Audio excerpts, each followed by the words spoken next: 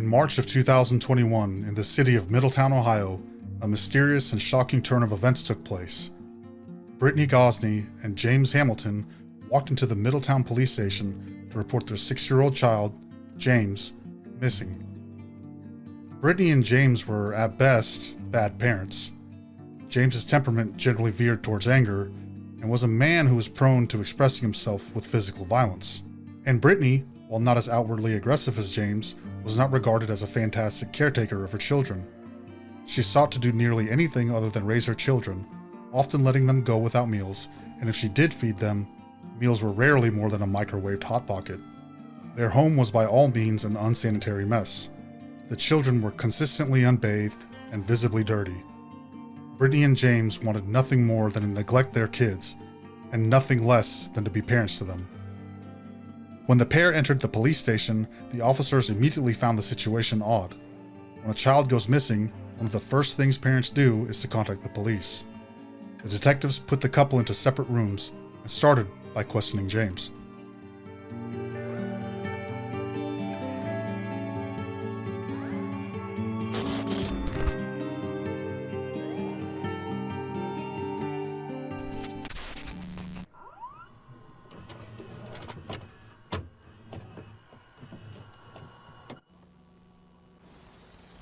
We're here for the same reason, trying to get some idea, some clue, some even remote idea as to what happened with James, is his name, right? But again, we have got to find this old fellow. Oh, yes. We have got to. Believe me, that's the best thing I want. So let me start off. Good.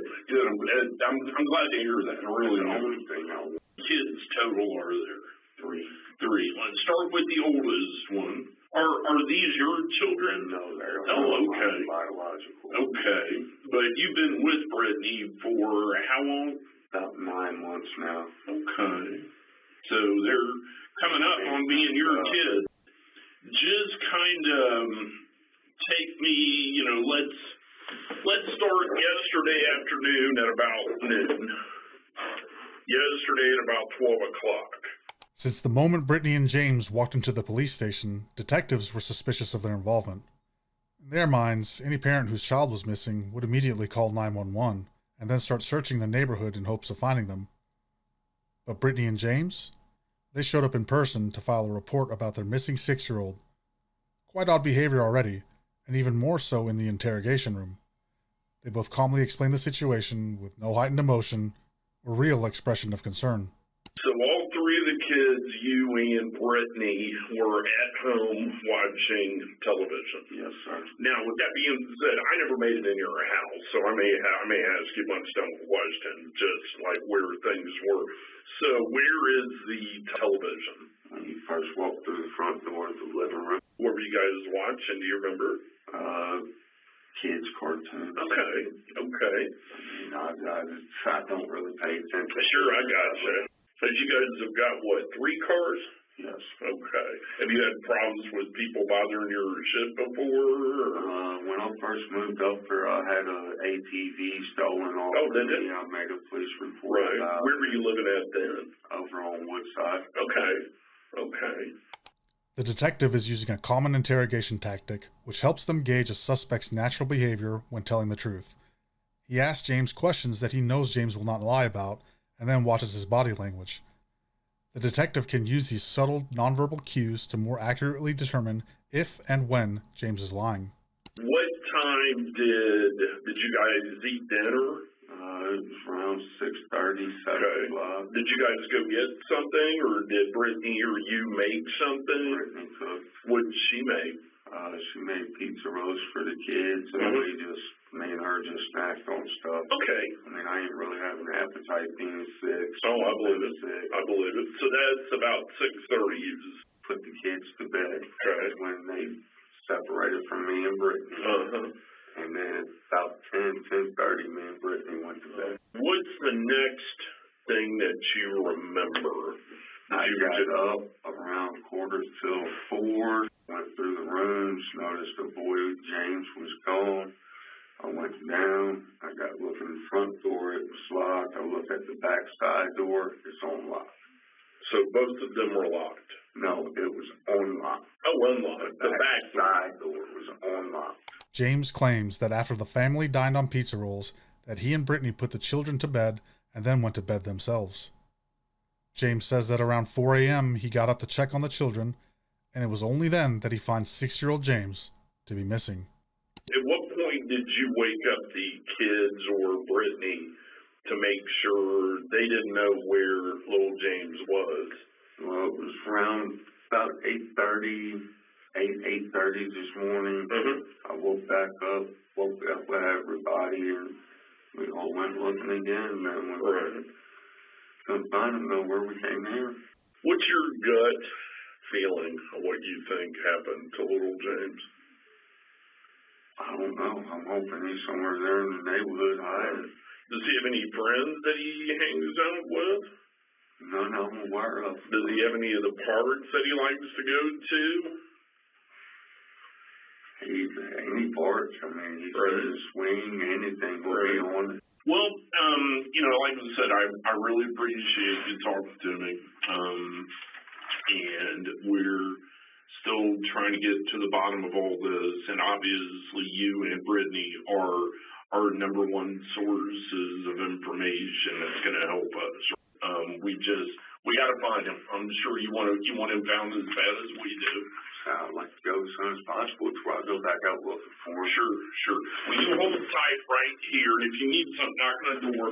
I'm going to go check and see what else they can come up with, and maybe I got good news. After getting James's account of the events that transpired, the detectives leave and sit down with Brittany. They want to get each individual side of the story by themselves. Detectives will always question suspects separately and will rarely, if ever, ask questions to a group of suspects in the interrogation room. They will compare both statements and note any inconsistencies. The reasoning behind separate statements is that if one suspect is not telling the truth, there is a significantly higher chance that the other's story, details, or otherwise will not match up. Detectives are aware that sometimes suspects will rehearse stories as well as answers to questions that they expect to be asked. This is often easily counteracted by overloading the suspect with questions in rapid succession, and sometimes regardless of their relevance to the case. Last night? Yeah, he got in trouble for something. I remember what it was. You don't remember what it was? Okay. What was the punishment last night? Corner? I don't really like putting my hands on my kids. That's okay. That's fine. What did you have for dinner last night? They had pizza rolls and chips. The kids did? Okay. They're telling me that James had gotten in trouble for something, and that he wasn't given pizza rolls, but he was given bread instead, because that was his punishment. Do you remember that? No, we gave him like lunch meat sandwiches at lunchtime. And then all three of them, you're saying, got pizza rolls last night? Why would the kids tell me that? The detectives have already asked the couple's other children some questions before speaking with Brittany. One of the key questions was, what did you eat the night before? The children confirmed that they did indeed have pizza rolls, but they added an important detail. 6-year-old James wasn't given the pizza rolls and instead was given just a slice of bread as punishment for misbehaving. The detective brings this front and center to Brittany soon after entering the room. I don't never make them go without any meal. I know that. I'd rather go without before them. I understand what you're saying. I'm just trying to figure out what they're talking about. Basically, I'm waiting for my guy to come here. He's going to do the polygraph for me, and we'll just kind of go from there. I got guys out canvassing the neighborhood, so we're actively looking for James. Okay. Little James is what I call him now, because we got Big James in there. It's confusing, I understand. So we're looking for James now. Don't think we're just sitting here talking to you. I got a bunch of people out doing it. I was going to say, is anybody even out there looking for him? Yes, 100%. Because I'm sure brother and sisters worry about little brother. Your daughter also said sometimes Big James doesn't get along with Little James. What would she mean by that? I don't know. Does Little James get any more or less trouble than the other two? They all get Right. about the same. They're all close to the same age. I know James does like being mean to them, so taking their toy away. Oh, Little James. Yes, not Okay. that. I got you. How about I just say my son? That'll work. Alright.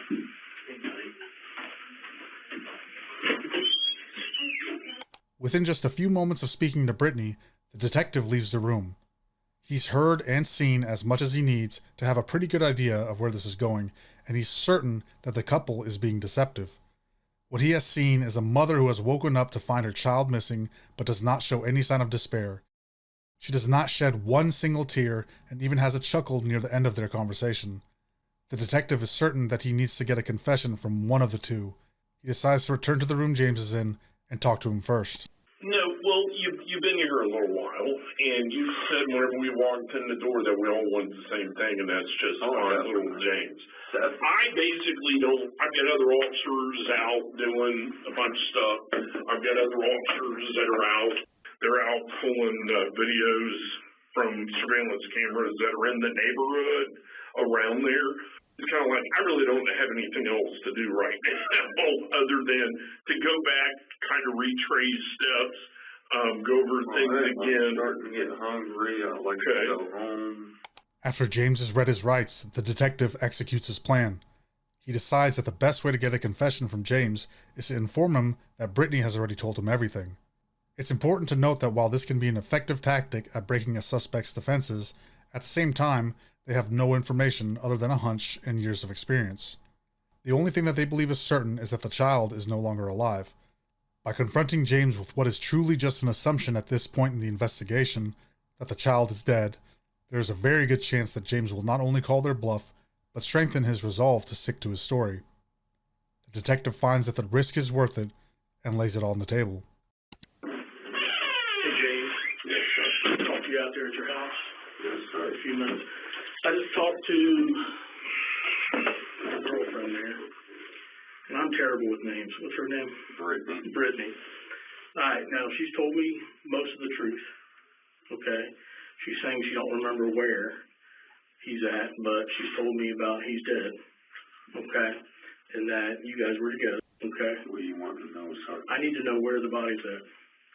That I do not know. As for me being with her and the kids, no, sir, I was not. Okay, and we can talk about that I later. got home. We can talk about if you were there or not later, okay? She's saying all five of you were together, and this is what happened, okay? I'm not going to go into details what she told me there. When questioning a suspect, it's of utmost importance that investigators don't inadvertently share details or specifics that aren't public knowledge or that aren't true. If they let something slip and it's not actually true, again, James will be able to tell that they do not have all of the information. It's not common knowledge that the police can legally tell lies during an interrogation, but unfortunately for James, he doesn't know this either. The detective will now get all of the answers that he needs from James, saying that he already has the answers, when really, he knows nothing at all. So at this point, Well, what did she tell you that happened, sir? well, I know that he's dead, and I know that his body's somewhere, and I need to figure out, I'm wanting right now to recover his body is really important to me, because it gives closure to both of you guys. Okay, that's the most important thing. We can go into detail later. Okay, because surely she's smart enough to tell you, even if you weren't with her, okay, you got to take some ownership of this, okay? Don't minimize anything. The ownership I would take of it is where I didn't call when she brought the body home, sir. Okay. Where is the body then? When she brought the body home, what did she say she did with it? It happened up at Rush Run Park is where it happened at. It happened in Rush Run. Yes, she was supposed to take the kids up there, give them a scare tactic. Right. Drop them off for a few minutes, turn around and go get them, because they all was acting up real bad. Right. James now claims that on that fateful night, the three children were acting out and he was not able to get them under control. As a scare tactic, Brittany brought all the kids to a remote area outside of town called Rush Run. The goal was to scare them into thinking that if they didn't start behaving, they would be left in the middle of nowhere. He continues to say that little James tripped and fell, and that this injury was what ended his life. He further states that after Brittany realized what happened, she brought the body back home to where James was waiting. But now, so when she brought the body back to the house. She brought the body back to the house. And what's the conversation then? I've been freaking out. I was. I told her, So, did she leave? You're saying she brought the body back home, though? Yes. Okay, where was the body at when you saw it? upstairs in his bedroom. In his bedroom. And when was all this? A couple days ago? Yesterday, today? Friday night. It was Friday night, so we're into Sunday now. We were Sunday morning. And how did you guys come up with the idea of, well, we're going to have to report him missing at some point, correct? Yes. Okay. That was her idea, sir. Okay. So she brings the body home. Is it in the bedroom? And then what happens? Even if you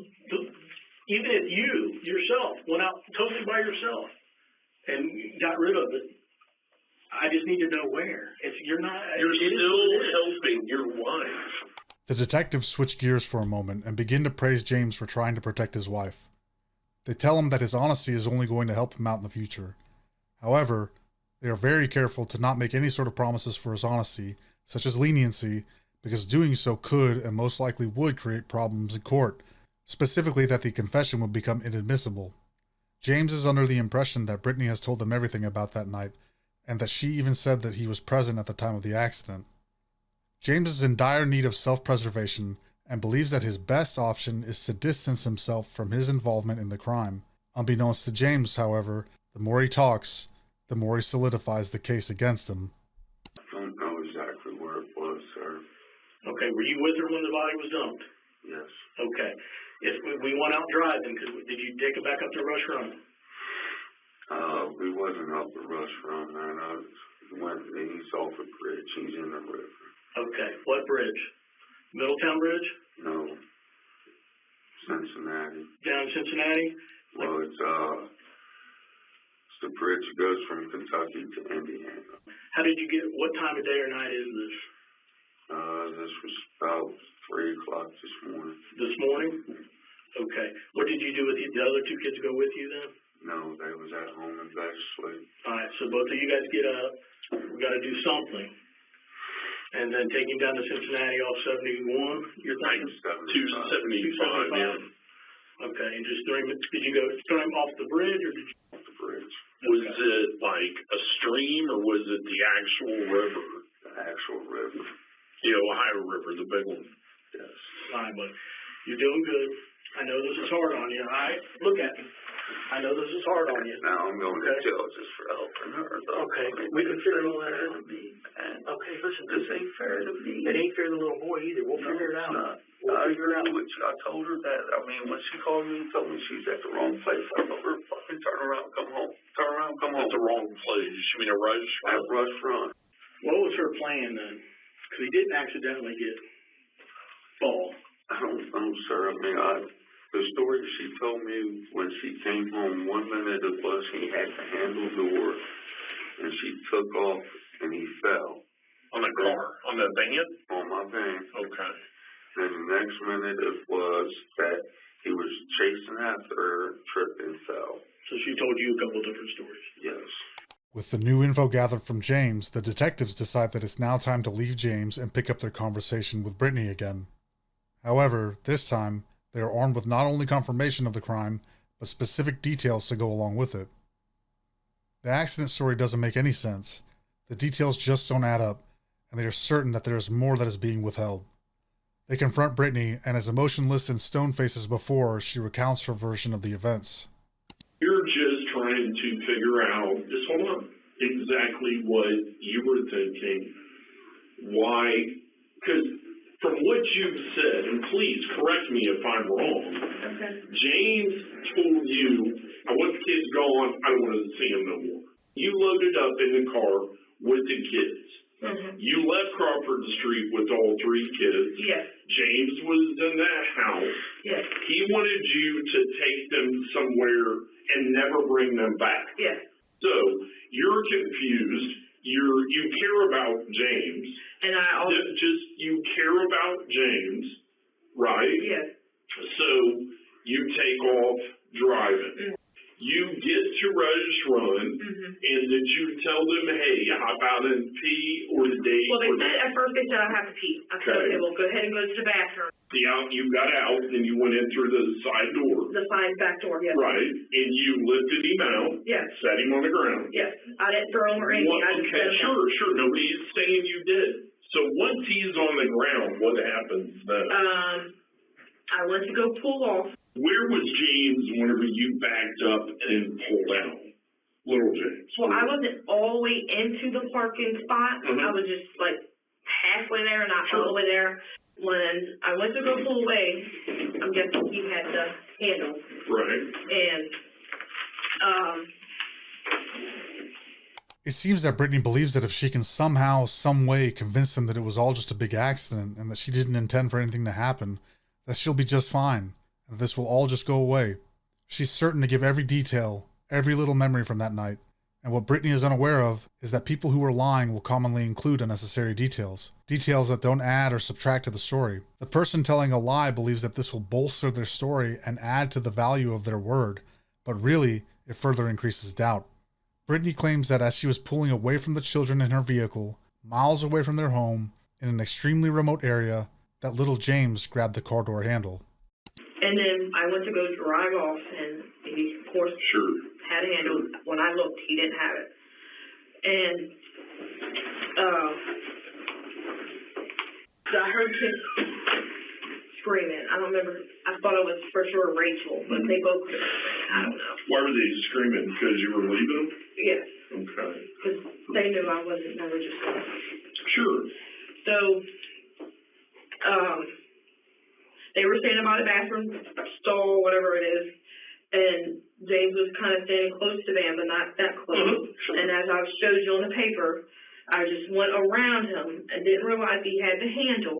Did you see him grabbing a handle? No. Okay. You're just. But when I kind of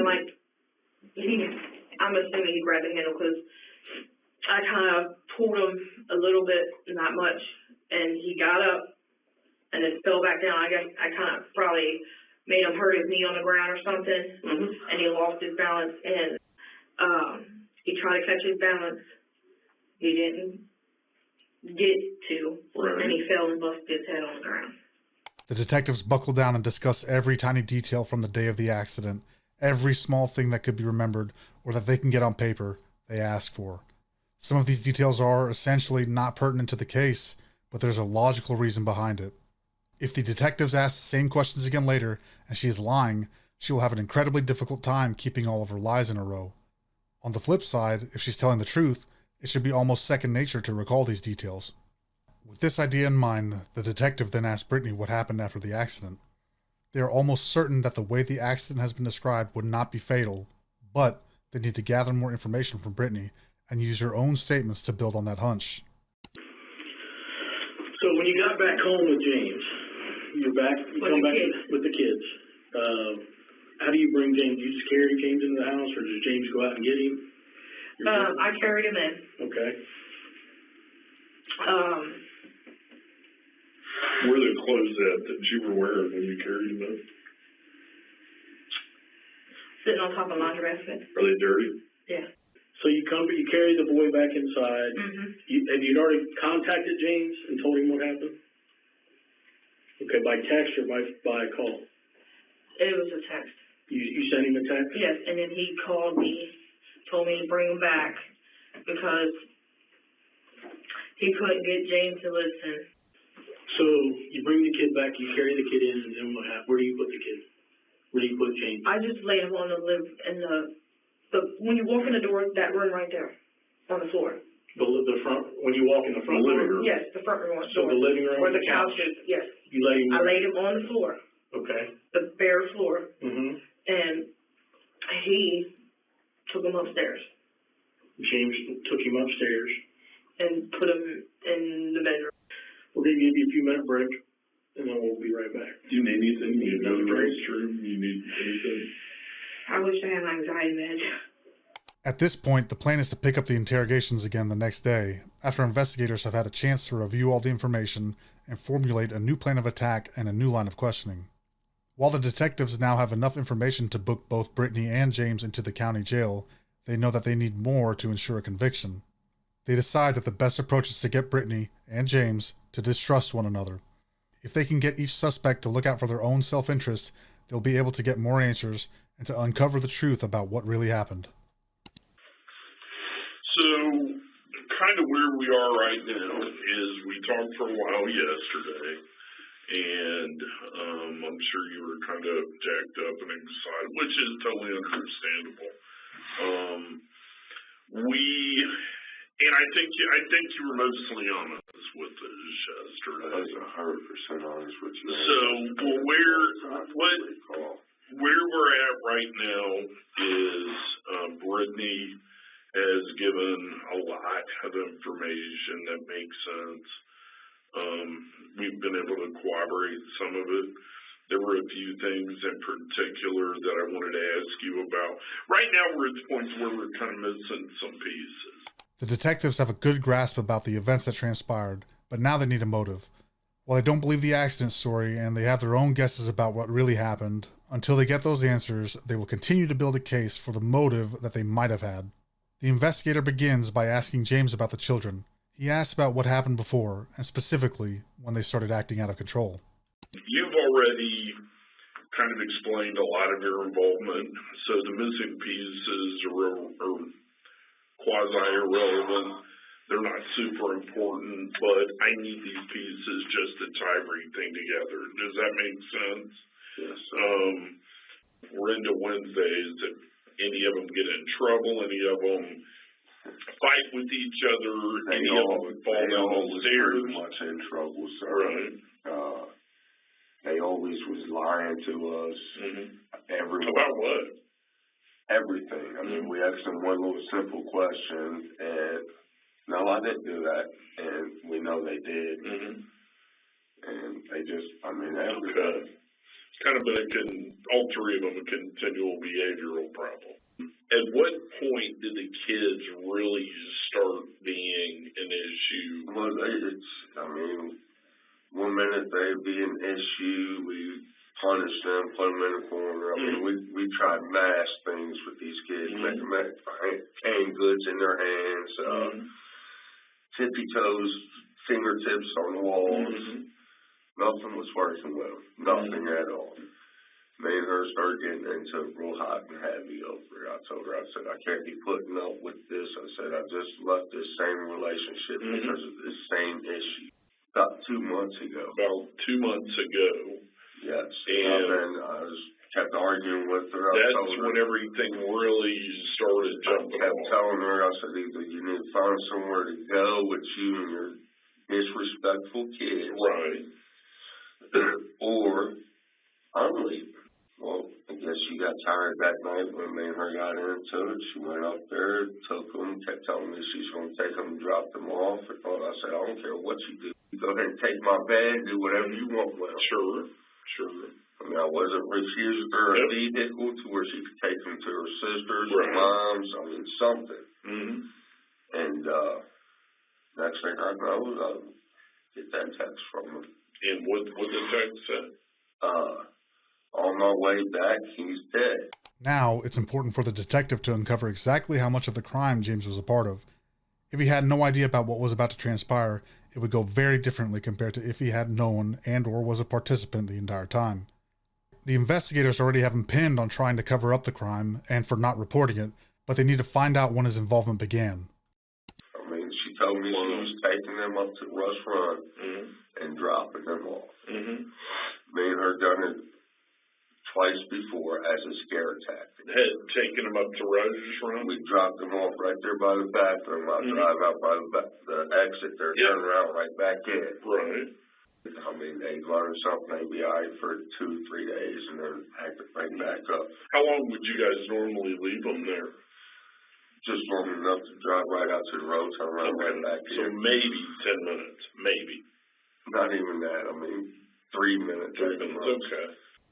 So, when she left with them, it was your understanding that she was not bringing them back? I didn't know exactly where she was dropping them off. I mean, she said that she was taking them to Rush Run. But she told you that when she left? Yes. Okay. I thought she was just going to, like I said, we did a couple other times, turn around and pick them up. And I was thinking about calling the police on her. I told her that then. She started crying, begging me not to. Right. I mean, I love her. I care about her. So I did. I mean, I fucked up. Yeah, I get it. I fucked up. So you told her to go back and get him. Yes. And she did. Yes. And again, And I also told her, I said, you should have called the police when it happened. Mm-hmm. The detectives now have a motive. They switch gears again and focus on the sequence of events. The American legal system commonly uses the phrase reasonable person, as in, what would a reasonable person do, or be expected to do? In this case, a reasonable person would have immediately reported an accident, especially of this severity, to authorities, if not just to report, but to at least get some sort of help for their child. The detective asks James if he believes Brittany is lying. This question by itself helps build trust between James and the investigator, because James will think that he is on his side and believes his story. So what's your gut? Do you think it was an accident? How did she explain? She told me 2 or 3 different stories about it. I mean, like I told you yesterday, one minute she told me he had to hold up the handle of the van, one minute he didn't. Right. Then all of a sudden, he had to hold up the handle of the van. Mm-hmm. Did you run him over? No. I swear to God, I didn't run him over. I asked the other 2 kids because they were supposed to have seen it all. They said no, she did not run him over. So how did James get moved from the car to the house? She did. Okay. So when she brought him in, where did she put him? Laid him in the living room floor right there as soon as she walked in. She took off her coat, hung it up, sat down beside. So he was laying in the living room floor, and did he stay there until he was taken elsewhere? No, I got tired of him laying there myself. I carried him up, stuck him in the front bedroom upstairs. Okay. The front bedroom. Was that the little one? No. Which bedroom was that? You go straight up the steps and straight in. Okay. And what, did you lay him on a mattress or on a blanket, on a rug? I just laid him on the floor. Flat on the floor. I was trying to get her to go ahead and call the police there. Mm-hmm. She didn't want to. She was worried about going to jail. Mm-hmm. She ain't never been in jail a day in her life again. Mm-hmm. I have been. Sure. Told her, if anything, I can't see you go to jail and be without your babies and that. Mm-hmm. I told her, I said, I'll step up to the plate and take the fall for everything. Right. James explains how he and Brittany put little James's lifeless body in the car and drove to a local bridge. They concluded that they needed to get rid of any evidence. The method that they chose was to throw little James over a bridge and into a cold, dark river. Took off about halfway across the bridge, stopped, put it in park. She grabbed his feet, I grabbed his shoulders and threw it. Mm-hmm. You guys pull up. You guys see a car and you pull over right before the bridge, or 100 yards before the bridge. About 100 yards. Right around there. You wait, you go by. As soon as that happens, you guys pull up and you just, there's really not much room there. She jumps out. Okay. I didn't even open my driver's door. I just climbed around. She opened the side slider door, grabbed his feet. I grabbed his shoulder. Nothing I'm aware of, sir. Okay. As soon as we let him go, I jumped right back in the van. When we got going some, she looked at me and said, I heard him hit, and kind of giggled about it even. Right. So, did you see him, did he float? Did you see him floating? I don't know. I had no idea. She got straight back in the van and we took off. And again, that's kind of where we are. You're worried entirely too much about what she said.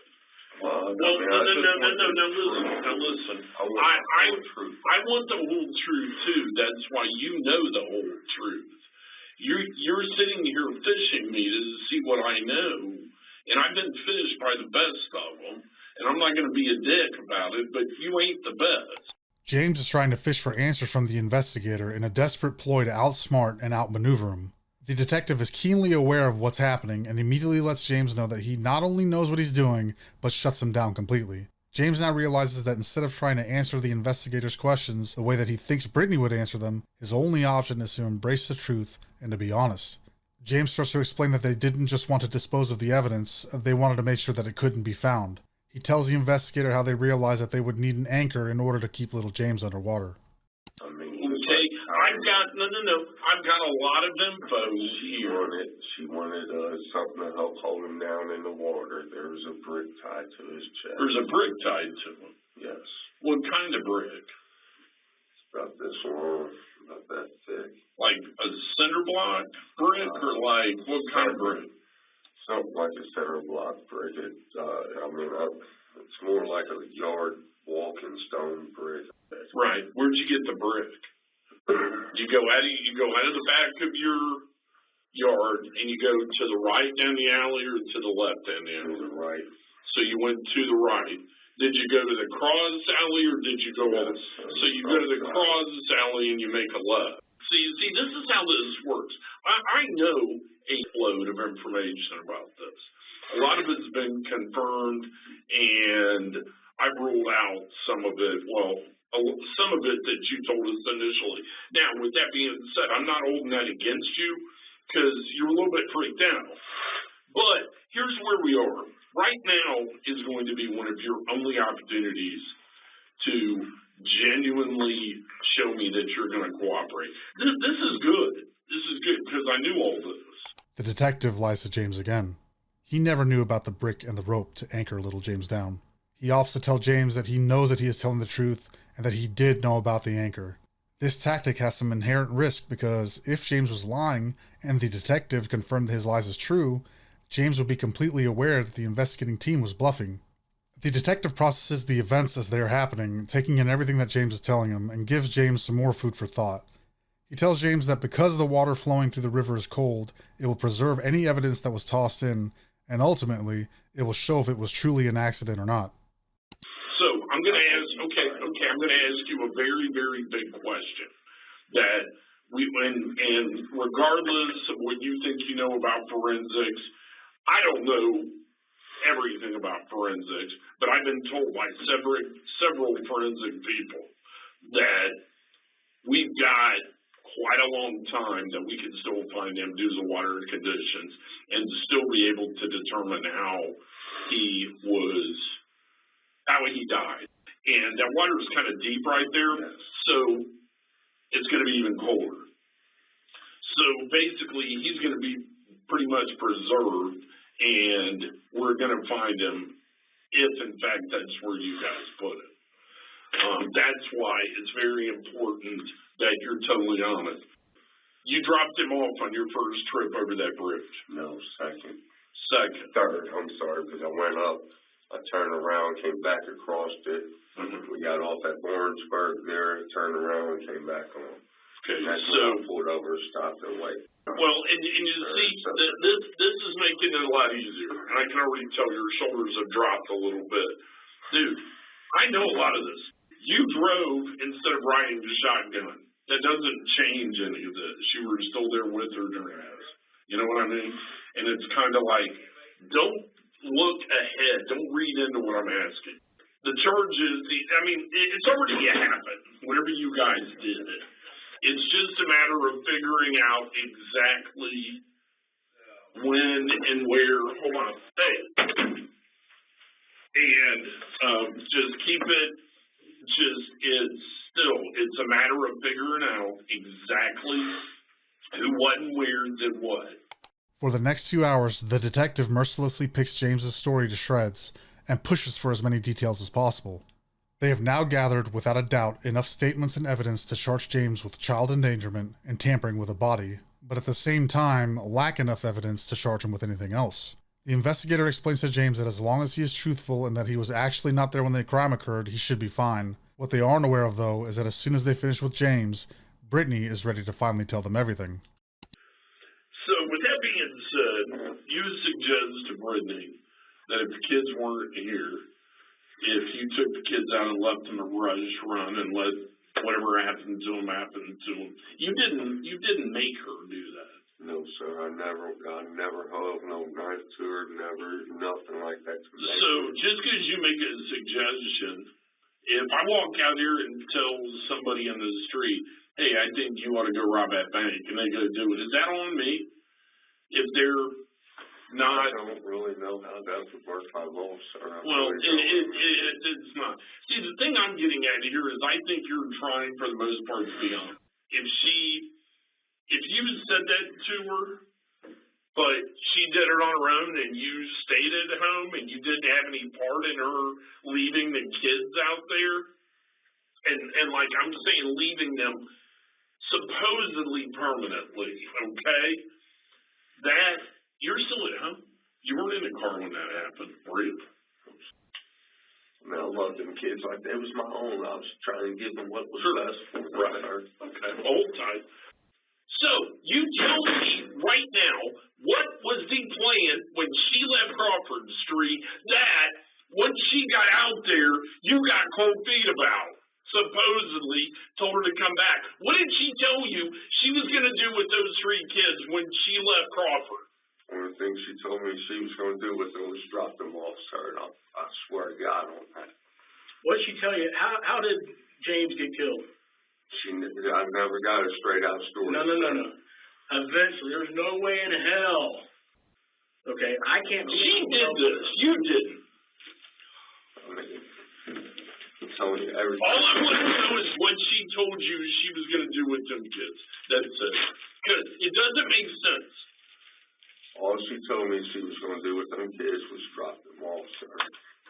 The detectives try with every method and tactic possible to get James to confess to having prior knowledge of what Brittany was going to do before she left their home with the children. If he knew and failed to intervene or notify authorities, James is looking at a much harsher sentence. They are unable to coerce James into changing his story.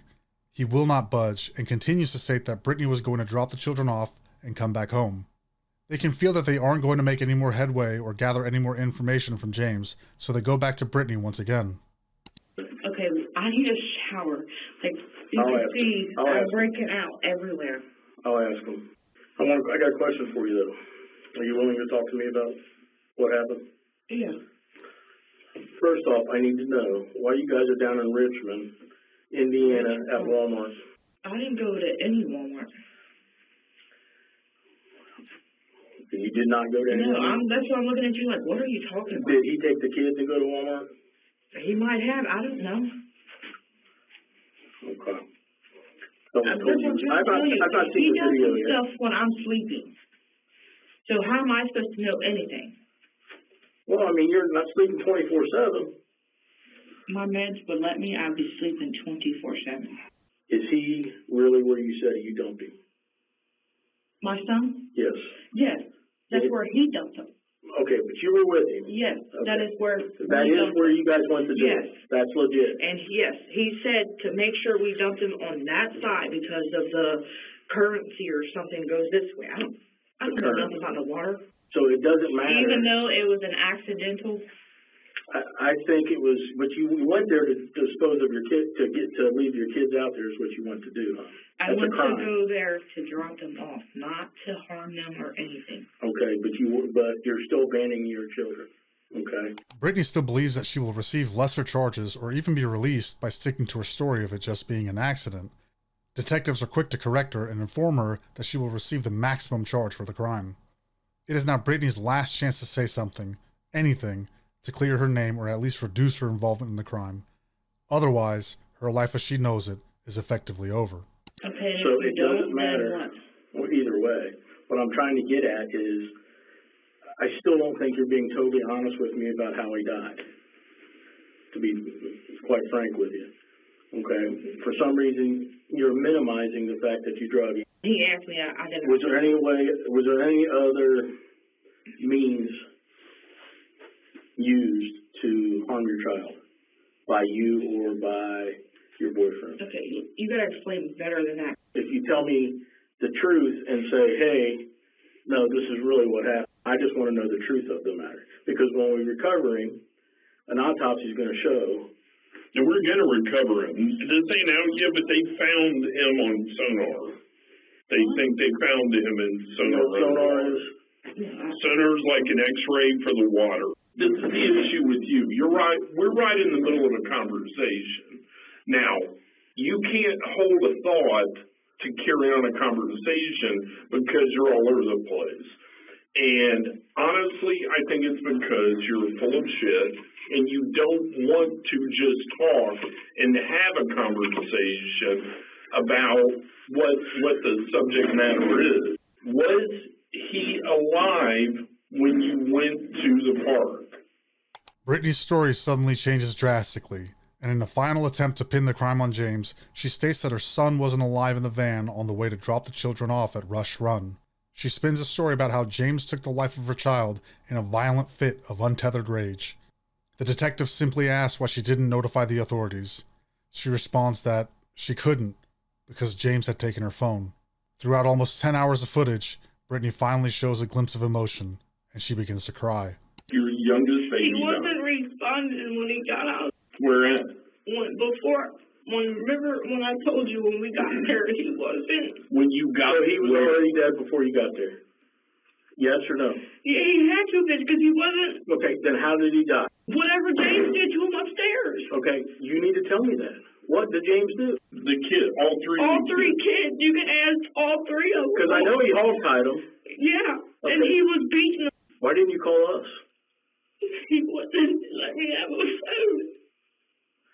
Okay, so he's dead before you even take him out of the house.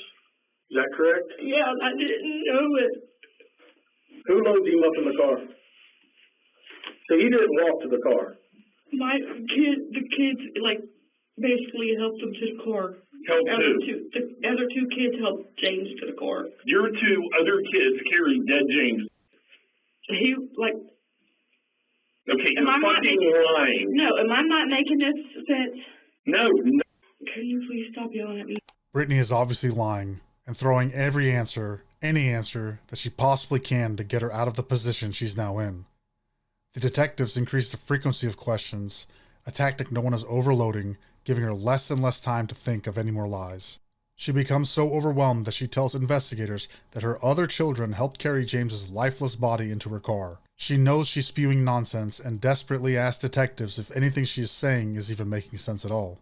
You're going to sit here and tell me and tell us that your two other babies carried to the car. Oh, God. So then you really didn't drag James? No, that's why I keep trying to tell y'all. I didn't do anything to that little boy. You did, yeah, you did. You didn't help him, number one. Okay?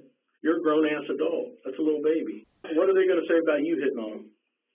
I'm not really hitting on him at all. I make them stand in the What are they going to say about you hitting on them that night with James upstairs? They're probably just going to say I whipped their butt. That's about it. Like you said, you do your children. Right. But I don't punch them, leave bruises, nothing. And then what?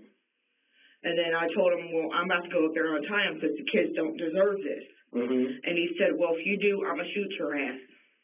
Okay. So you tell the kids he wants me to get rid of you guys. Yeah, exactly what I told him. And then what? It took me like 10 minutes to make sure they were all downstairs from getting changed and whatever they had to do upstairs. Mm-hmm. So once they all got downstairs, I took them out to the van. Mm-hmm. I made sure they buckled up. What did James say to all this? What's the conversation between you and James? How does he want you to get rid of him? He just told me to take him to the Rush Run. He just said Rush Run. And do what? He just told me to take him there and drop him off. Okay. So I took him there and dropped him off. So now you're up at Rush Run. Okay, just you and the three children. Mm-hmm. Now what happens? I told the kids to get out. Okay. And then that's when James didn't want to get out, or he didn't even answer me. So the two kids get out. Yes. Okay. James would not answer me for nothing. Okay. And I was back there kind of like shaking his arm, trying to get him to talk to me, and he wouldn't say anything. At what point do you drive off? Like 5 minutes later. Another lie, another story, another tale, but the truth is still the same, and little James is gone. Brittany keeps trying to tell stories, and the detective begins to lose his temper. He has listened to a mother describe the death of one of her own babies as coldly as reading a classifieds ad. She's an absolute monster and a cold-hearted killer, The detective steps out just as he hits his breaking point, leaving his partner to ask his final questions. I'm about to lose my temper, and I'm trying not to. I'm gonna take a break. Do you want to talk to me or no?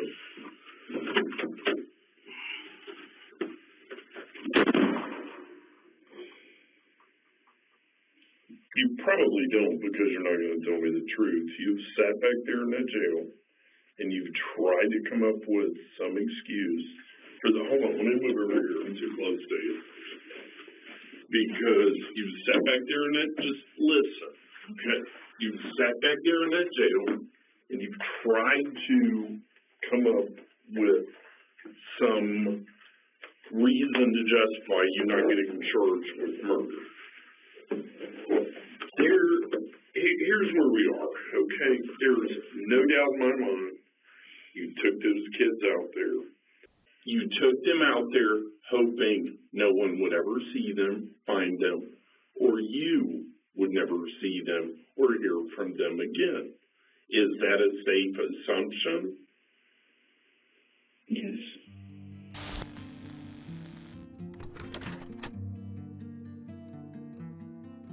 Brittany Gosney was convicted of her crimes. She was sentenced to life in prison with the possibility of parole after 21 years. James Hamilton was convicted of his crimes.